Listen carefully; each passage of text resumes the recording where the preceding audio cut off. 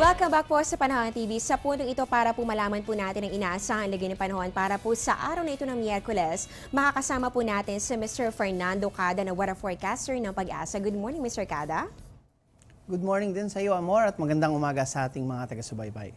Mr. Cada, bilang paghahanda po, unahin na po natin ito. Meron na po ba tayong namomonitor na weather disturbance o sama ng panahon sa labas po ng ating PAR na posible po nga pumasok o makaapekto dito po sa ating bansa sa mga susunod na mga araw?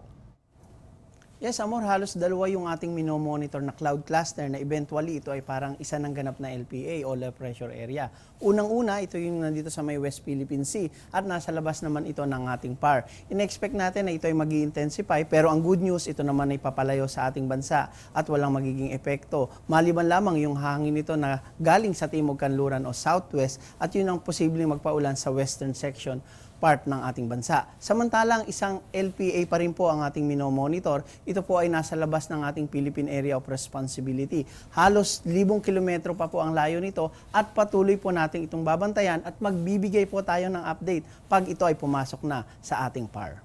Okay, so ayan po mga kababayan, narinig naman po natin mula po dito sa in-explain ni Mr. Cada, no, meron po tayong binabantayan na dalawa na sama ng panahon. Meron pong cloud cluster dito po sa may West Philippine Sea, nasa labas pa naman po yun ng ating PAR at halos ito nga po ay pwede na po natin tawaging low pressure area sa mga susunod na mga oras. Pero ang magandang balita po dito, hindi po natin ito inaasahan nga papasok o makakaapekto pa dito sa ating bansa at meron din po tayong binabantayan din ng mga kaulapan naman dito po sa labas po ng ating PAR sa silangang bahagi naman po yan. So ito po ay nasa Pacific Ocean pa ngayon at halos sa lagpas pa po ng 1,000 kilometro ang layo dito sa ating bansa. Kaya patuloy po natin yung tututukan sa mga susunod pa mga araw. Kasama po ang Panahon TV sa tulong po yan ng Pag-asa.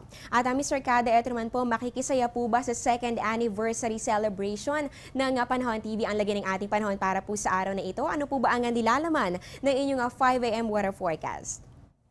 Sa ating pagtaya ng panahon, patuloy po ang pag-iral ng tinatawag nating monsoon trap. Ibig sabihin, yung kaulapan po nito, dahil may dalawa nga tayong LPA na binabantayan, ito po ay bahagi pa rin po ng monsoon trap. Yung LPA na nasa labas ng PAR at yung pong LPA na nasa labas din ng PAR sa may West Philippine Sea. At yung pong tinatawag nating na nag-a-across sa kanya o yung mga kaulapan, yung po ay yung monsoon trap nating tinatawag. Kaya expect po natin yung pong bahagi dito ng Northern Luzon, lalo na sa may Cordillera Administrative Region, gayon din po dito sa may area ng Calabarzon at sa ilang bahagi ng Central Luzon, expect po natin ng mga mahina hanggang katamtamang pag-ulan na may kasamang pagkidlat, pagkulog. At ang bahagi po ng Mindoro Provinces, inaasahan din po natin ang mga pag-ulan. At dito po sa NCR, sa Metro Manila in particular, ina-expect po natin na medyo magiging makulimlim ang ating panahon at may mga mahina tayong mga pag-ulan na inaasahan. At sa hapon o gabi, nandiyan pa rin po ang tinatawag nating localized thunderstorm. At sa natitirang bahagi ng ating bansa, asahan pa rin po natin ang mga pagkidlat, pagkulog, lalong-lalo na nga po sa dapong hapon o kaya po ay sa gabi. Ayan po, patuloy po na umiiral at dominant weather system pa rin po natin sa loob ng ating PAR. Itong tinatawag po natin na monsoon trough na siya magdudulot po ng maulap na kalangitan at mga pag-ulan sa ilang bahagi po ng ating bansa. Kaya make sure kung kayo po ay aalis ng inyong mga tahanan, meron po kayong baong payong o anumang panangga sa ulan. At talaga naman pong uulanin pa rin ng blessings ang araw na ito para sa ating lahat. At Mr. Cada, ito naman po, marami pong nagtatanong dahil tayo po ay pumasok na dito po sa Burr months, ay marami po ang gustong malaman kailan ba natin officially mararamdaman yung malamig na simoy ng ating hangin. Dahil ang panahon na ngayon ay habagat season pa, ina-expect natin dahil bare months na nga pero hindi agad-agad natin mararamdaman ang malamig na simoy ng hangin. Usual kasi ang amihan o yung tinatawag nating northeast monsoon, yan po ay nagpe-prevail halos pag month na po ng October. At base nga dito sa wind forecast ng Pag-asa, makikita natin halos ang hangin ay gagagaling na dito sa may area ng Japan at ito'y papunta dito sa ating bansa.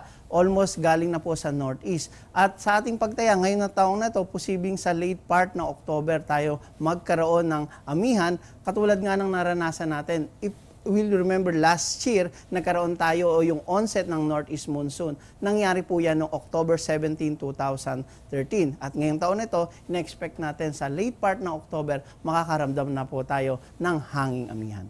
Ayan, linawin lamang po natin mga kababayan, hindi po porke tayo po ay pumasok na dito po sa Burr months ay automatic na itong pagkakaroon po natin ng malamig na panahon. Dahil nga po, ayon po kay Mr. Kada, maaari po nga late October pa natin po maranasan yung tuluyang pagpasok ng hanging amihan o northeast monsoon. At ito naman po yung magiging hudyat na ng pagkakaroon natin ng unti-unting paglamig ng ating panahon dito sa ating bansa. Kaya antabayanan po natin yan at alam ko po na marami pong excited para po dito sa kalamigan ng ating panahon dahil nga po malapit na ang Kapaskuhan.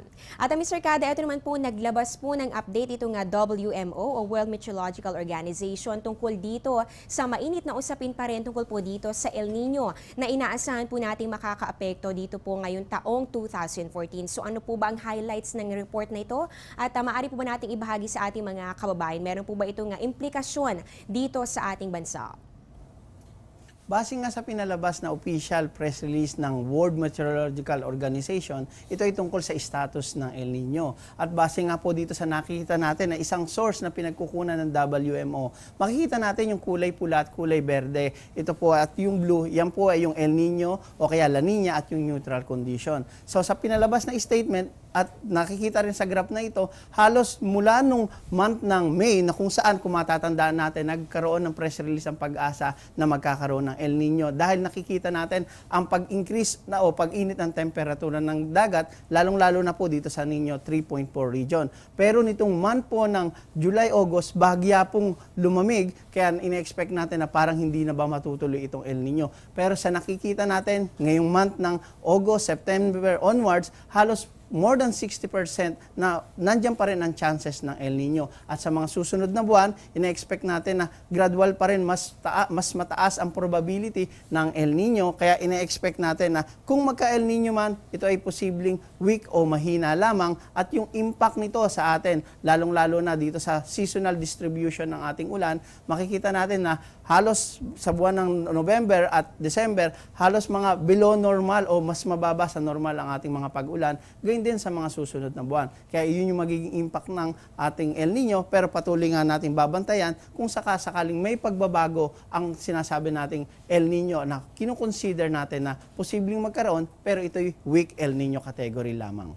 Yan, ulitin lamang po natin, hindi pa rin po natin iaalis yung chance na magkaroon po ng epekto itong El Nino dito sa ating bansa at maaari nga po na ito ay maramdaman po natin sa mga susunod pang mga buwan at yan nga po maaari po itong magdulot ng epekto dito po sa ating rainfall. Maaari po nga below normal ang ating maranasan ng mga pag-ulan pero maaari pa pong magkaroon ng mga pagbabago dyan kaya patuloy po kayong tumutok sa mga weather updates. At eto naman Mr. Kada, panghuling katanungan na lamang po dahil kahapon po September 9, 2014 ay nasilayan po natin itong pagkakaroon po natin ng supermoon. Ayan po yung last na supermoon para po sa taong 2014 dahil nasakto na yung full moon ay nandun din sa kanyang perigee. So ito nga po, no, after naman po nito, ayon po sa astronomical diary po ng Pag-asa ay inaabangan din po natin ang tungkol naman dito sa September equinox o autumnal equinox. So ano po ba ito at meron po ba itong epekto dito sa ating panahon dito sa Pilipinas?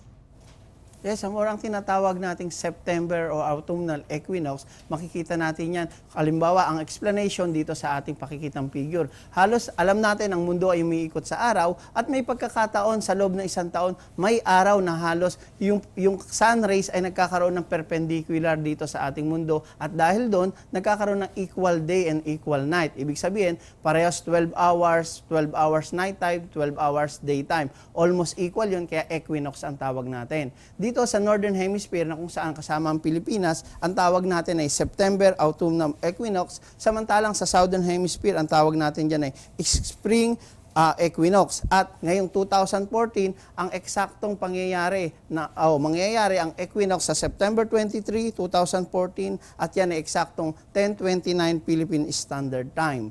At kung i-relate natin itong tinatawag nating September equinox sa lagay ng ating panahon, unang-una pag nagkaroon ng equinox, equal day and night time at afternoon, magkakaroon tayo ng mas mahabang panahon ng gabi. Ibig sabihin, longer nights ang ating mararamdaman at dahil malapit nga ang Kapaskuhan. Dahil doon, yung sa ating panahon, medyo lalamig na ang ating temperatura, lalong-lalo na sa umaga. So yun yung nakikita natin na epekto nitong equinox na pagkatapos ng equinox, bahagyan na lalamig ang ating temperatura dahil sa ibang bahagi ng mundo ay magkakaroon na ng winter months at dito sa atin, yung umagang temperatura, mararamdaman natin ang unti-unti ng paglamig, lalong-lalo na nga po pagsapit ng bare months. Usually po yan, naglalasyan sa month po ng December hanggang January. Okay, so ayan po, naintindihan na po natin ang tungkol dito sa equinox. Ibig sabihin po nito, magkakaroon po tayo ng equal night and equal day. Yan nga po, inaasahan po natin mangyayari sa darating po na September 23. At yan nga po ay ito po ay magdudulot ng mas mahabang gabi after po nito nga astronomical event na ito. Kaya patuloy po kayong tumutok para po sa mga changes dito sa ating panahon. Dito lang po yan sa aming programa. Ayan po talaga namang siksik sa impormasyon ang naibahagi sa atin ni Mr. Fernando Cada na weather forecaster ng Pag-asa. Maraming salamat po sa inyo, Mr. Cada, sa inyong ibinahaging impormasyon at syempre po sa inyong panahon para po sa pagbabahagi ng mga dagdag kaalaman sa ating mga manonood. At mga kababayan, dito na po nagtatapos ang aming programa. Again, maraming salamat sa inyong tiwala at suporta dito po sa aming programa sa Panahon TV. Marami po tayong taon na pagsasamahan at marami pa po tayong babantayan ng mga samahan ng panahon. At syempre tayo po magsasama pa rin sa ganda at sa samama ng panahon. Nandito po kami para sa inyo. At talaga naman po dito po, kung kayo po ay naka-online, mapapanood kami via online streaming. Dito lang po yan sa Panahon TV Express. Mamaya po yan, starting 10 a.m. Pero kung kayo po ay merong mga social media accounts, ilike niyo po ang aming Facebook account. Yan po ay panahon.tv and follow us on Twitter at Panahon TV. At syempre, welcome na welcome kayo sa aming website sa www.panahon.tv. Abangan niyo po kami mamaya para po yan sa news break. Ganun din po sa Good Morning Boss. At sa oras-oras sa Panahon TV Express, dito lang po yan sa Telebisyon ng Bayan.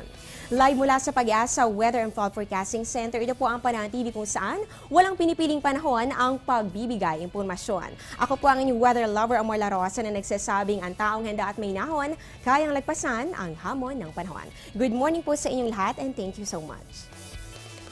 Ang programang ito ay hatid sa inyo ng Air 21. Sagot ko, padala mo.